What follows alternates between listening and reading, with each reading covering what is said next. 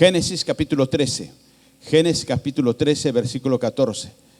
Y nos dice, a partir del versículo 14, y el Señor le dijo a Abraham, después que Lot se apartó de él, alza ahora tus ojos y mira desde el lugar donde tú estás hacia el aquilón y al mediodía, al oriente y al occidente. Mira hacia el norte, mira hacia el sur, mira al este y mira al oeste.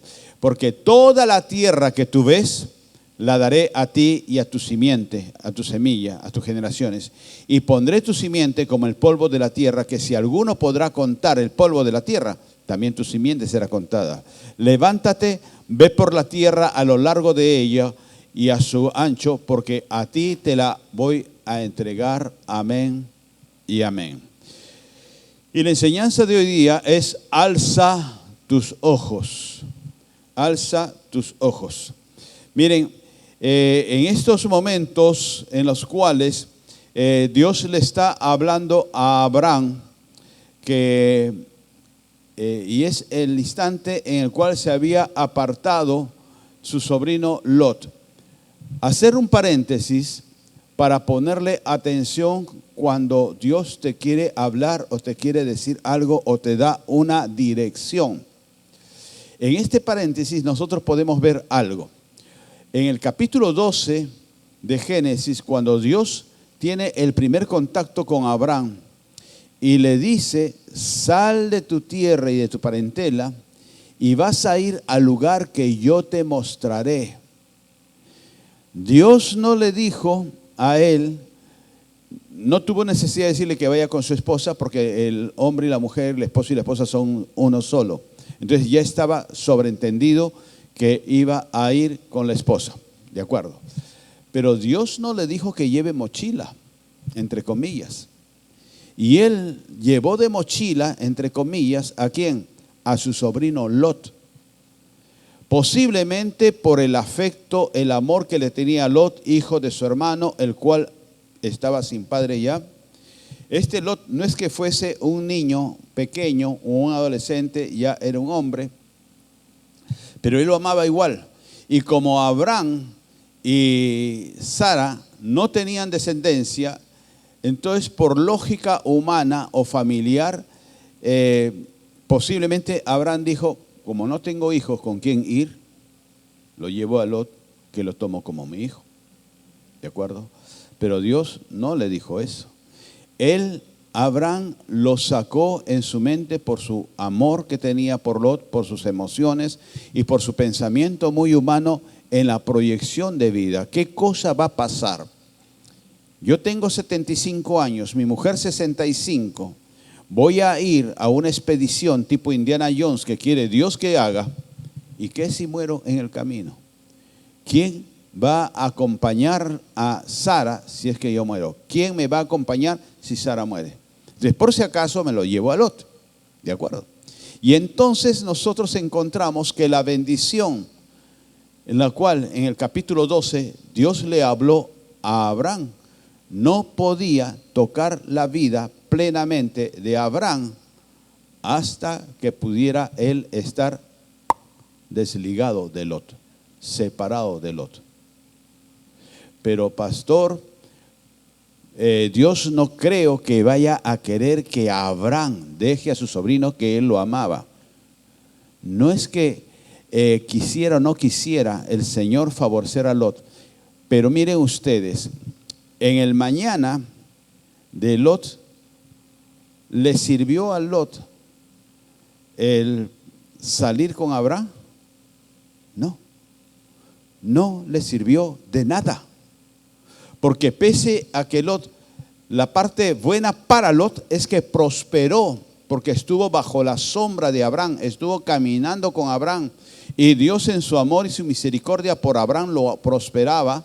Y entonces de esa prosperidad que estaba, si por ejemplo nosotros ponemos unos focos y estos focos se llegan a calentar, si yo estoy con la mano fría y estoy entumecida y acerco la mano al foco, la voy a calentar.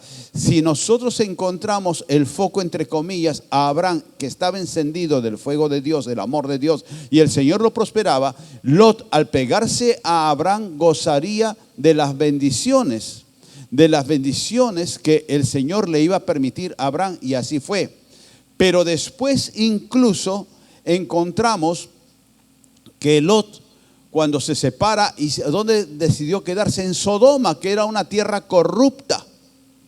Aún por la misericordia de Dios, por el clamor de Abraham, el Señor le permite a Lot salir de Sodoma porque la iba a destruir, y que salga con su familia.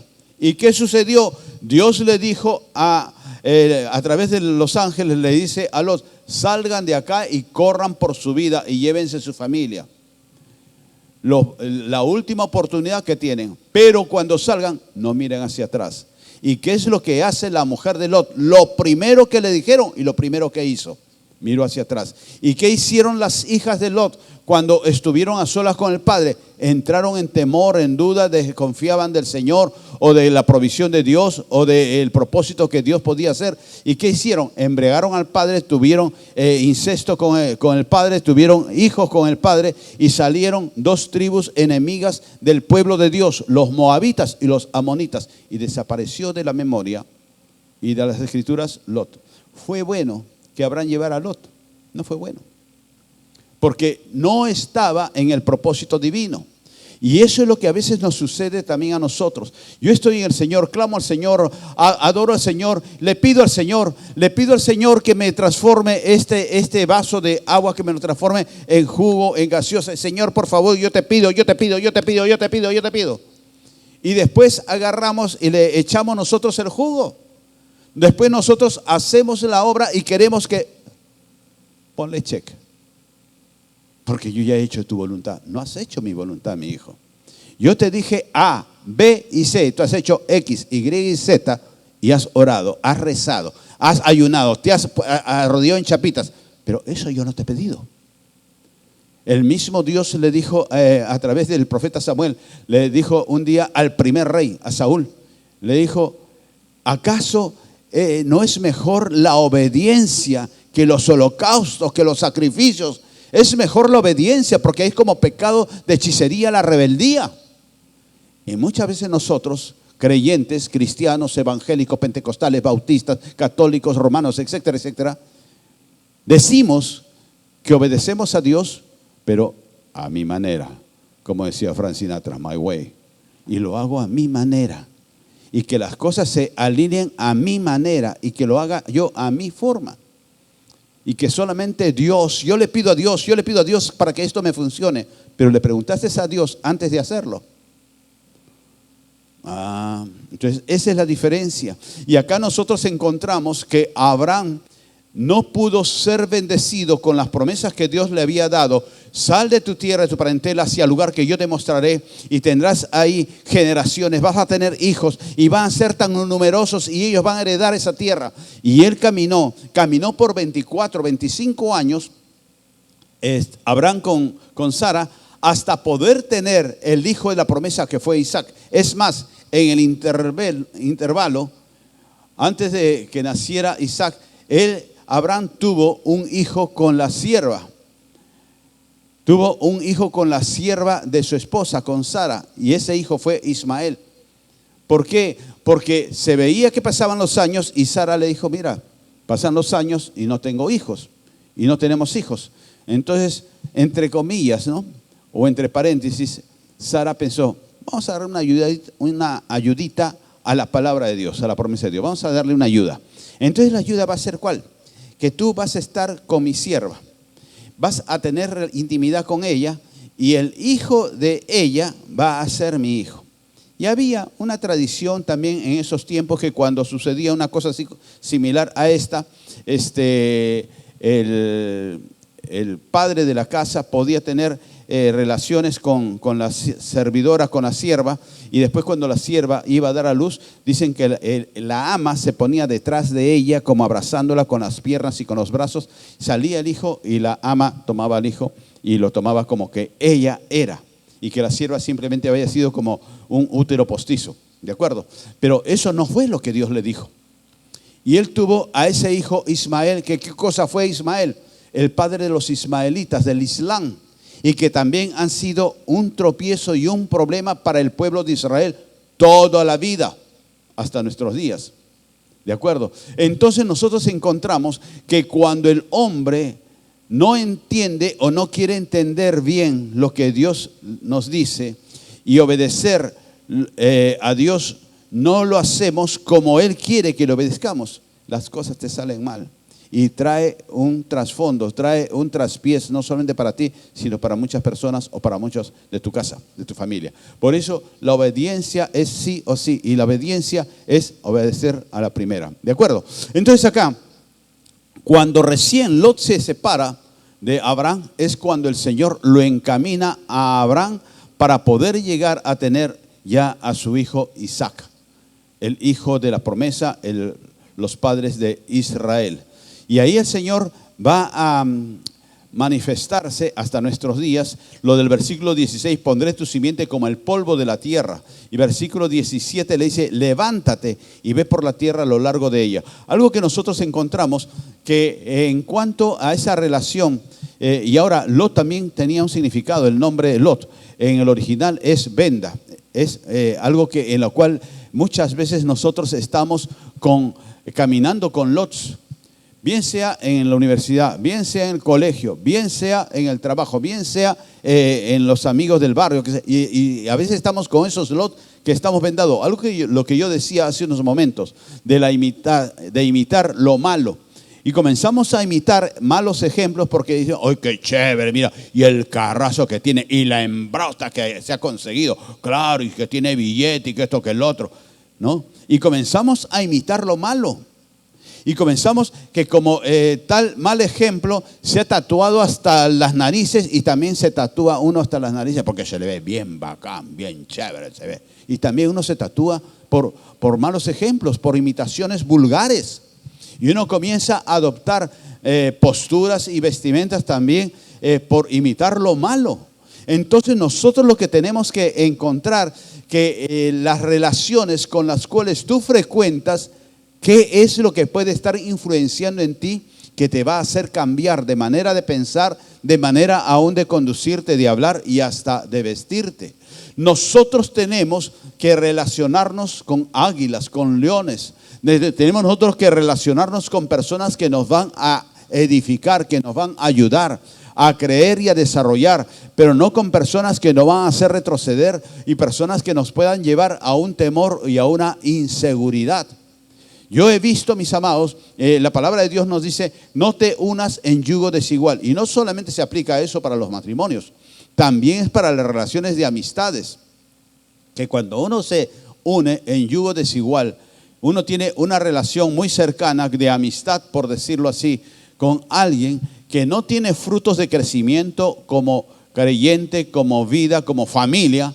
Eso a la larga o a la corta nos influencia. ¿Cuántos cristianos, espero que no estén acá, cuántos cristianos llevan su cristianismo a su modo?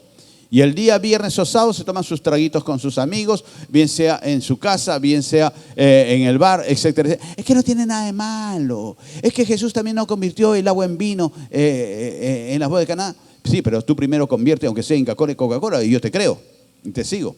Pero tú no conviertes, pero ni siquiera una pulga de tu casa. ¿De acuerdo? Entonces no podemos nosotros agarrarnos de ejemplos que tienen un significado, una connotación bíblica, para nosotros dar rienda suelta a nuestros apetitos o la imitación vulgar de la gente vulgar del mundo. Nosotros tenemos, miren ustedes, en los últimos tiempos se está levantando Satanás con mucha furia, con mucha ira, y está atacando a muchos creyentes. Y tú lo puedes ver en tu entorno, espero que no sea en ti mismo. Adulterio, robos, malas tranzas, tanta corrupción, pornografía. Y se está metiendo en los campos de Dios, en los campos de las iglesias, en las cuales comienzan a contaminar a creyentes. Nosotros tenemos que ponerle un alto a eso, y lo vas a hacer en ver con quién te relacionas, con quién caminas, con quién andas. ¿De acuerdo? En el momento esa persona te puede parecer muy chévere, pero anda a verlo 40 años después, ¿qué es lo que van a hacer? Y tú quieres verte en ese ejemplo. Tú quieres verte así, como un personaje que das pena de acá a 10 años, de acá a 20 años. Mire, cuando son jóvenes o adolescentes, Todos hemos sido jóvenes. Todos los que hoy día somos adultos, mayores, hemos sido jóvenes. Pero el problema es que nosotros cuando somos jóvenes tenemos algo de bueno ahí en la juventud, que es somos osados, somos atrevidos en el mejor sentido de la palabra. Hacemos cosas. Yo ayer escuchaba una entrevista que le hacían a Dante Gebel años atrás, y casualmente era por el Día de la Amistad, el Día de San Valentín y toda la historia. Y él decía, ¿no? Lo que cuando él empezó, Dante Gebel, cuando empezó él su ministerio a predicar y hacía locuras. Y Dios lo ha respaldado ampliamente a Dante Gebel. Dice que él una vez va a contratar un coliseo, un estadio, y que en los inicios, ¿no? Y era más o menos como $50,000 de ahora. Claro, era en Estados Unidos. Y que cuando él va y da $100. Y le dice, ¿qué cosa es esto, señor? Jovencito, ¿qué es esto? ¿Es una burla? ¿Qué cosa es esto? No, le dice, es todo lo que tengo. Pero yo le respondo y yo le pago todo. Entonces, eran cosas locas y lógicas, pero lo hizo. Y ahora, muchos, quiero abrir un paréntesis también con Dante Gebel, porque es una persona controvertida y algunos lo aman y otros lo odian, como sucede todo siempre en la vida. Pero muchos lo critican a él. Y lo critican, ¿saben por qué? Porque también él no tuvo una preparación teológica en un seminario, o como dice el pastor Rizzo, en un cementerio bíblico. Él no tuvo una capacitación y una preparación teológica en un instituto, en un seminario bíblico. No lo tuvo. Y entonces muchos lo han descartado a él. No, pero él qué capacitación tiene, qué preparación tiene, de qué escuela tiene, qué diplomas ha traído. Entonces siempre lo han criticado por eso. Pero el Señor lo respaldó. Y dice que él muchas veces, no muchas veces, sino en esos tiempos, él comenzó a hacer giras y a predicar y llenaba teatros y llenaba coliseos, pero y muchos decían, uy, ¿cuánto habrá sacado? ¿No? Sí, dice que sacaba dinero, pero todo lo que sacaba era para pagar el estadio, el coliseo que había alquilado. Y él y su esposa Liliana, muchas veces no tenían ni siquiera para comprarse ropa para ese evento, porque todo lo invertían en lo mismo.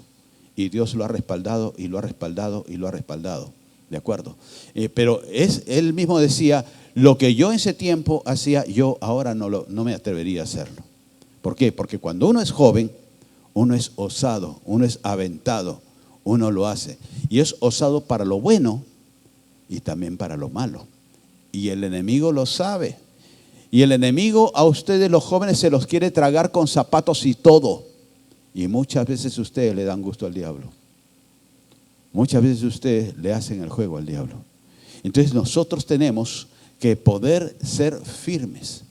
En una iglesia como la nuestra que el Señor nos ha permitido tener y que seguimos desarrollando, todos somos útiles. La experiencia de los varones, de las damas, de los adultos y la osadía de los jóvenes, el ímpetu de la alabanza, todos somos útiles para lograr un propósito, ¿cuál? Poder ganar las familias de Trujillo y del Perú para Jesucristo. Y tenemos que trabajar en eso. Darle un aplauso al Rey. Y tenemos que trabajar en eso, porque Dios, así como con Abraham, tiene una promesa para nosotros que nos dice en Isaías 44.3, en la cual dice que Él se derramará sobre los renuevos. ¿Quiénes son los renuevos? Yo hoy día veía esos renuevos.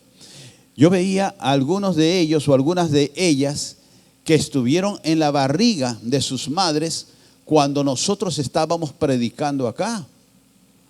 Y los veíamos después que nacieron, que eran bebitas que le llevaban al pediatra, que tomaban su pecho de la mamá. Y ahora están danzándole para el Señor como otrora tiempo su padre o su madre comenzó a adorar a Dios.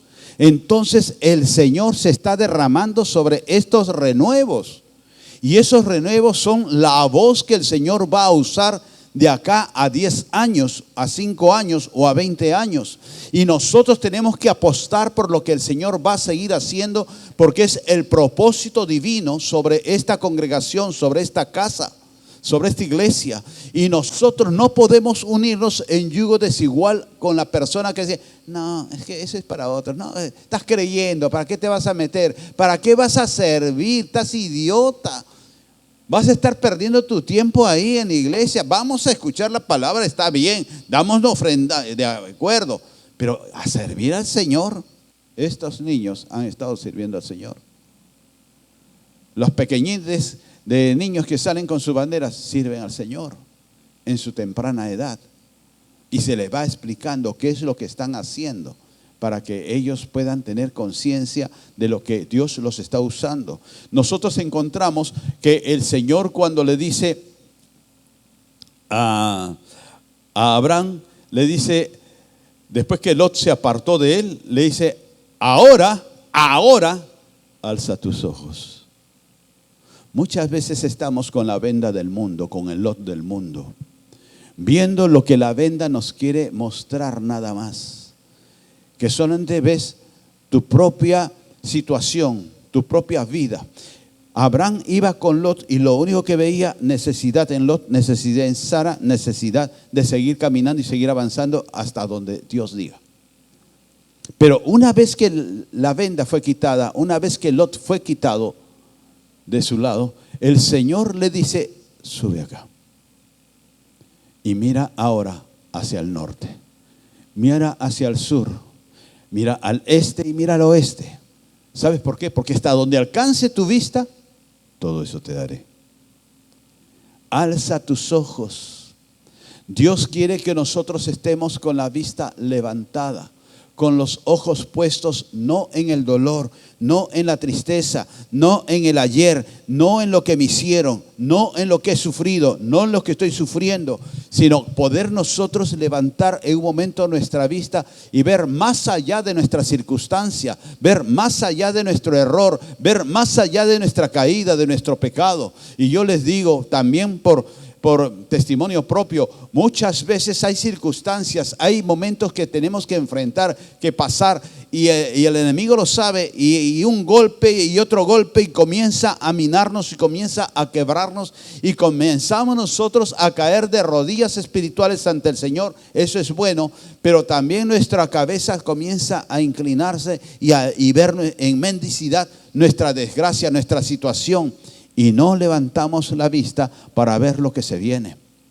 Cuando el profeta Elías mandó a su siervo que vaya a ver si es que había nubes que lloviera, ¿qué es lo que hace el siervo? Comenzó a buscar la lluvia en los arenales secos, en la tierra baldía, en la tierra seca. No, tuvo que levantar la mirada y comenzar a buscar una nube que sea el signo de que iba a llover, y buscarlo en los cielos. Nosotros tenemos que levantar la mirada, aún en tu desgracia, aún en tu situación, y comenzar a visorar ejemplos mayores y mejores sobre nuestra vida, y no estar viendo los malos ejemplos que pululan y que están en nuestro alrededor. Nosotros muchas veces, yo he hablado de un tema de los aduladores, que son como un satélite, como los anillos de Venus, que están girando a veces en nuestro alrededor, y a veces para los jefes, para los gerentes, para los pastores o para los líderes, a veces ese anillo de aduladores que están en nuestro alrededor no nos dejan ver más allá de lo que nosotros debemos de hacer, de lo que nosotros debemos movernos, y salir de ese círculo en el cual solamente vemos lo que esos anillos de adulación, esos anillos de ceguera nos quieren hacer ver, y no quieren que tú veas, quieren que tú seas ciego y que no veas más allá. ¿Y yo por qué realmente no sirvo? ¿Y yo por qué realmente no doy algo más para el Señor? Es porque me dejo llevar por los anillos que me circundan, por lo que está en mi alrededor. Entonces es que yo también tengo derecho, pues. ¿Y tú por qué fornicas? Es que yo también tengo derecho, yo también soy hombre, yo también soy mujer, yo ya soy mayor, yo puedo hacer lo que me da la gana, ¿no? Entonces mi abuela tenía una sabia palabra para eso. Y esa sabia palabra era: anda mula y piérdete. Eso no lo dice Dios, se lo dice mi abuela. Reclámenle a ella, está en los cielos. Pero es bien cierto. La consecuencia tenemos que enfrentarla a nosotros. Nosotros, en el momento de la diversión o de la rebeldía con Dios o con el líder o con el pastor, decimos: no, pero yo también tengo derecho, ¿no? Yo también puedo decidir. Algo así similar tuvo María, la hermana de Moisés, No, si Dios habla con nuestro hermano Moisés, le decía a Aarón, pero también puede hablar con nosotros, ¿no? Que nos hable. Y el Señor la cuadró y le dijo, yo hablo con Moisés, ¿saben por qué? Porque me da mi santa y regalada gana. Con ustedes no.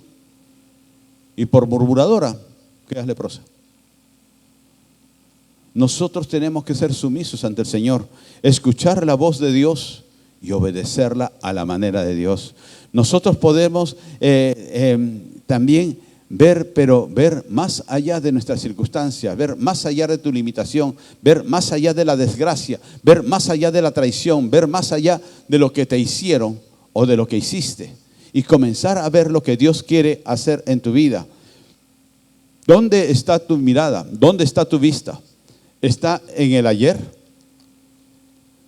Como la mujer de Lot. ¿Dónde está tu mirada? ¿Está en lo que estás viviendo hoy día? Está bien, pero que eso no te limite ni te corte la visión del mañana. El que puedas ver más allá tu proyección. En Filipenses 3:13 dice, hermanos, decía el apóstol Pablo, yo mismo hago de cuenta no haberlo ya alcanzado. Pero una cosa sí hago. Olvidando ciertamente lo que queda atrás, si tú no olvidas lo que queda atrás, si tú no pasas la hoja del ayer, yo me extiendo, dice, a lo que está adelante. Levanto la mirada y miro hacia adelante. Prosigo al blanco, al premio del soberano llamamiento de Dios en Cristo Jesús. Yo les digo algo. Yo tenía un primo que una vez, primo o tío, no sé, al final de cuentas qué cosa venía a ser. Tío creo que era, porque él era primo hermano con mi madre. Y eran varios hermanos. Sus padres, mis tíos abuelos, unas bellas personas. Ellos también no eran malos con la familia. Y estos desgraciados eran bien plantados, bien pintones eran todos estos primos, tíos. Y era mayor que yo, pero una vez estoy caminando por el centro de Lima y lo veo a él que aparece. Y yo les digo, no eran cristianos. Sus padres eran católicos, practicantes, pero no eran cristianos como nosotros. Pero el sinvergüenza por decirlo así, era bien plantado, era simpático, se vestía bien. Y eso también los creyentes tenemos que hacerlo. Hoy por hoy la ropa está pero venida abajo. No quiero molestar a los jóvenes, pero los jóvenes, la moda, ¿qué cosa es? Salir todo, parece que 4 perros se pelearon con 100 pirañas y te han desgarrado la ropa, la cabeza y se comienza a vestir así, ¿no? Pero lo veo ahí en el centro y yo digo, pucha, qué bien se le ve a ¿no? Pepe se llamaba, ya falleció. Pero no solamente el físico que lo ayudaba, porque hay personas que son físicamente simpáticos pero se visten mal o los ves como vencidos, ¿no? ¿Cuántas personas a veces no hemos visto que parece que vienen de la guerra y vienen vencidos, que están todos así, todos decaídos, y hasta les comienza a salir la joroba, ¿no? Por lo que caminan así todos decaídos, deprimidos, mirando hacia abajo. Pero bien vestido, era más o menos alto, y lo veo que venía caminando y caminaba con prosa, con señorío, y yo decía, desgraciado, qué bien se le ve, yo quiero eso. Él era vendedor. En esos tiempos había un laboratorio que se llamaba Anacol en Lima, que eran los fabricantes, distribuidores de ACE y Camay. Y él era vendedor. Algunos mayores como yo, no sé pues si es que recordarán que hace años había una promoción que decían, si Mr. Ace viene a tu casa, recíbelo. Y había un toque de Mr. Ace que era, y eso anunciaba que era Mr. Ace que tocaba a tu casa, y abrías la puerta y tenías que mostrarle una envoltura de Ace o Camay y te regalaba plata, etcétera, etcétera. Y era Mr. Ace. A él le dieron, era vendedor, incluso manejaba una camioneta roja, me acuerdo que tenía en ese tiempo, era chofer de Mr. Ace, era vendedor y también era, como tenía pinte el desgraciado lo ponían pues para que vaya así de presencia y que toque la puerta y daba los premios, ¿no? Pero llegó a ser, con ese señorío, con esa prestancia, porque él se la creía, que él valía y que él valía mucho, él se lo creyó en sí mismo, trabajó en su autoestima y llegó a ser propietario y accionista en Televisa y propietario de Canal 4 de América Televisión. Estoy hablando de José Cruzilla López Torres, que cayó en escándalo con Montesinos, etcétera, etcétera. Sí, fue una vergüenza para la familia, lo que ustedes quieran. Pero él de la nada creció. ¿Por qué? Porque él se creyó que él valía mucho, y no solamente es creérsela en tratar mal a los que están con uno, sino poder también él hacer algo para mostrar que él era inteligente, que él podía hacer algunas cosas, y él trabajó y él fue muy, bueno, la crianza de mis tíos le sirvió mucho porque él era una persona muy íntegra, etcétera, etcétera. Tuvo muchos valores. Pero nosotros tenemos que creer que hay un propósito para tu vida y poder nosotros caminar también con señorío. Los varones echar los hombros para atrás, las mujeres echar los pechos para adelante, como quieran ustedes. Pero poder tener ese garbo, ese caminar, poder nosotros también saber, vamos a un restaurante, cafetería, qué sé yo, también comer con prestancia, con cuidado, como si estuvieses al lado del almirante, al lado del presidente de la nación, etcétera, etcétera, y comer de tal manera. Entonces nosotros tenemos que cuidar también nuestras formas, nuestras maneras, porque por eso el Señor te va a levantar. ¿Sabes por qué? Traigo un ejemplo que un tiempo fue bueno, después fue malo porque se torció este hombre. Porque el Señor quiere que tú seas forjado en todo, no solamente en la escritura, no solamente por la palabra, no solamente que seas tú un maestro exegeta de la palabra, sino que tú puedas también ser ejemplo en comportamiento, ser ejemplo en manera de hablar, en manera de tratar, en manera de conducirte en un local público, en un restaurante, en una cafetería. No estar comiendo con los codos ahí en la mesa y como que tienes que sujetar la cabeza porque te ha crecido tanto la cabezota que se te cae, y hay algunos que están comiendo así. Como que nacieron cansados, sino poder nosotros asearnos, estar bien afeitados, bien peinados, las damas también, bien arregladitas, y poder salir para decir cada día que tú te levantas, mañana lunes que te levantas, poder creer que este va a ser un día de victoria para mí. Y entonces, ¿cómo vas a salir ese día mañana, por ejemplo, a trabajar o a estudiar? ¿Vas a salir como un vencido o como un vencedor? ¿Como una vencedora o como una derrotada? Tienes que salir bien, bien arreglado, bien vestido. No te digo que, yo te digo, estos primos, por ejemplo, mis tíos tenían 8 hijos. Entonces, y mi tío, el padre de ellos, no era una persona pudiente, era una persona que vivía de su trabajo. Él era chiclayano, Cruzilla Muro apellidaba él. Y él vivía de su trabajo. Y mi tía tenía que hacer maravillas para poder extender el presupuesto familiar. ¿De acuerdo? Entonces, no es que ellos vistieran de marca. La ropa que tenían, sea de marca o no de marca, pues tenerla, pero tenerla en buen estado.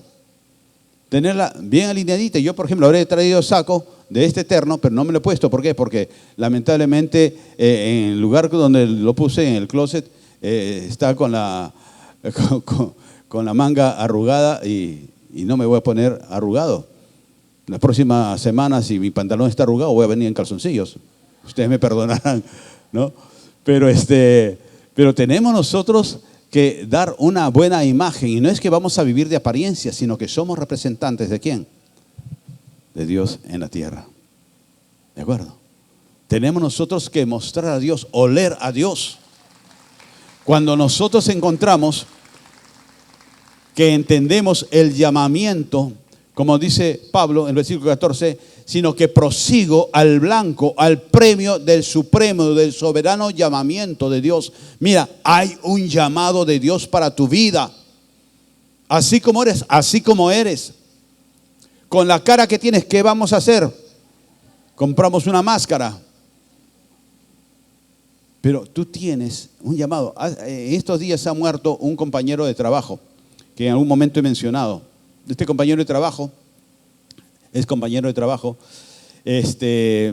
era una persona rechoncha, gordita, bajito, le faltaba un poco de pelo a pesar de que no era tan mayor, era mayor que yo, pero no tan mayor.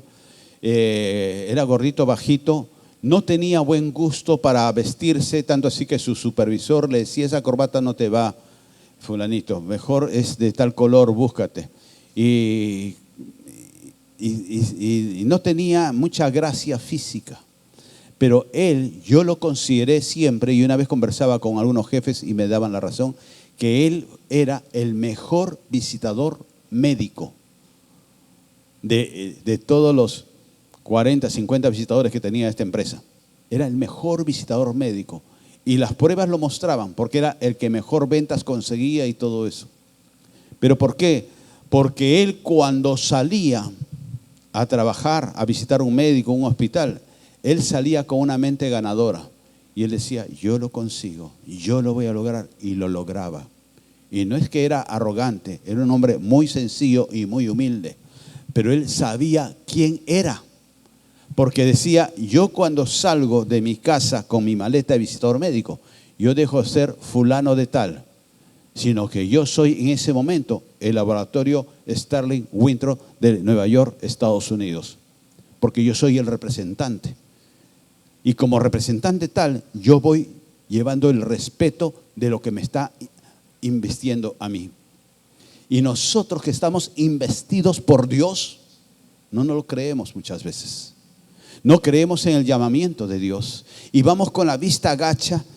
Bueno, si quieres, bueno, ¿qué vamos a hacer? ¿Y tú eres cristiano? No, yo no soy cristiano. ¿Y por qué no tomas entonces? Es que estoy mal del estómago, es que estoy tomando medicinas. Porque no te la crees. Si yo soy cristiano, ¿y qué? ¿Algún problema? No, está bien. Tenemos nosotros que ser orgullosos de quién eres. Tu madre te parió de su vientre, pero Dios te parió en los aires. Dios te levanta como su hijo, como hecho a la imagen y semejanza de Él, para que no estés con la vista gacha, sino que estés mirando hacia arriba a lo que viene, a la nube del tamaño de la mano de un hombre que va a venir y que te va a anunciar las bendiciones que llegarán a tu vida. En Juan 16:33, y con esto terminamos, dice, estas cosas os he hablado para que en mí tengáis paz. En el mundo vas a tener apretura, vas a tener opresión, mas confiad que yo he vencido al mundo. Paz en el Señor, en las cosas que te van a venir en contra o lo que puedes estar pasando en contra tuya. Tú debes saber que el Señor te va a dar la paz, el Señor te va a traer la paz y te va a traer la dirección. Pueden haber sucedido muchas cosas negativas. Aprende de lo malo para no volver a cometerlo. La persona que vuelve a cometer lo malo es una bestia. Disculpen la expresión, pero es una bestia. Es el 667. Es una bestia, más que bestia. Porque si yo me tropiezo con esto, ¿voy a volver a pasar por acá? No, daré una vuelta y lo bordearé.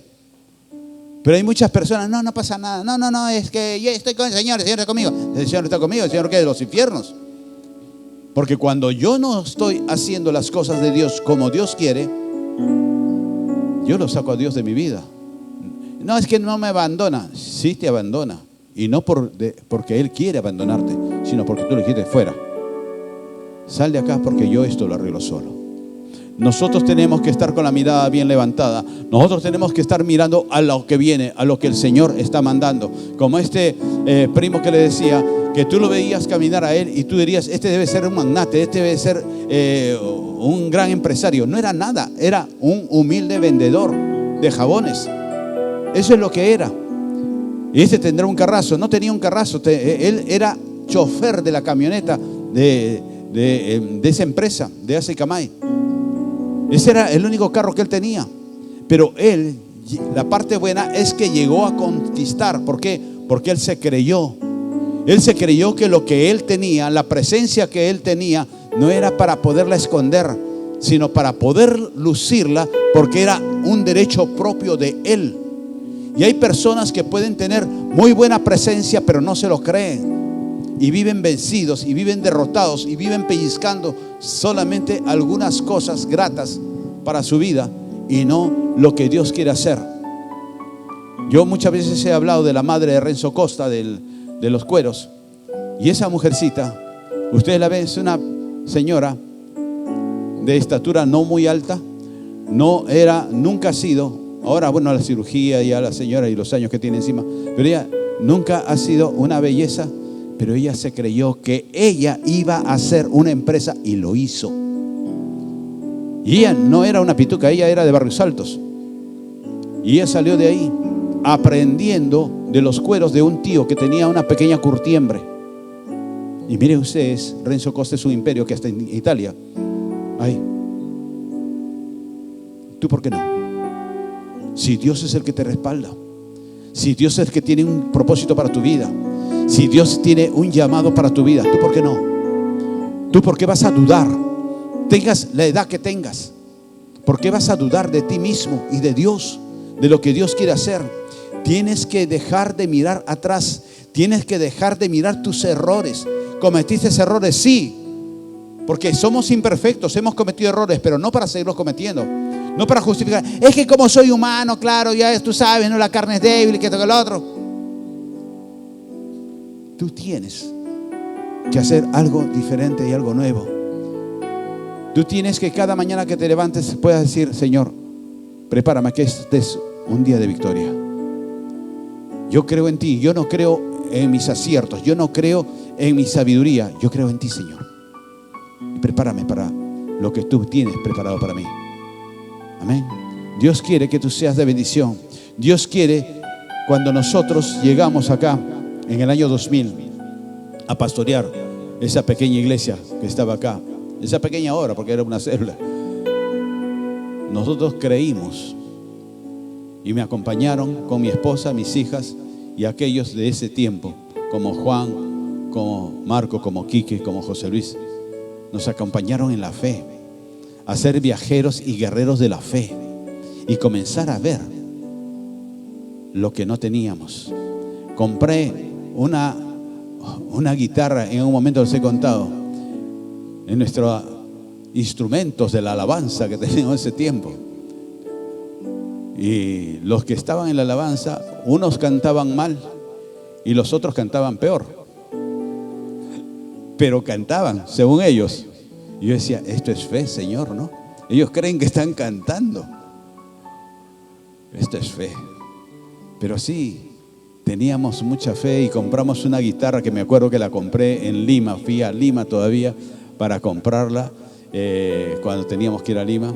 Y la compré en la Plaza 2 de Mayo. Hay tiendas que te venden muchos instrumentos de bajo costo. Y me acuerdo mucho que me costó, creo que 120 soles, algo así. Y que juntamos de nuestra plata, porque de la iglesia no había. Y llegamos todos orgullosos con la guitarra electroacústica negra, me acuerdo, de 120 soles. Y cuando la trajimos, parecía que habíamos traído la mejor guitarra de Paco de Lucía, no sé de quién, porque cómo la miraban, los muchachos la limpiaban, la sobaban, la probaban, y felices con eso. Hoy día Dios nos ha dado la bendición de tener buenos instrumentos. Yo sé que los levitas actuales los cuidan, los limpian también. No tengo queja por eso, pero vamos que cuando Dios te encuentra que eres fiel en lo poco, Él te pone en lo mucho. Si tú le eres fiel a Dios en lo poco, que puedas hoy día decir tengo poco, Dios te va a llevar a lo mucho y te va a bendecir y te va a prosperar, porque es el propósito divino. Dale un aplauso al Rey.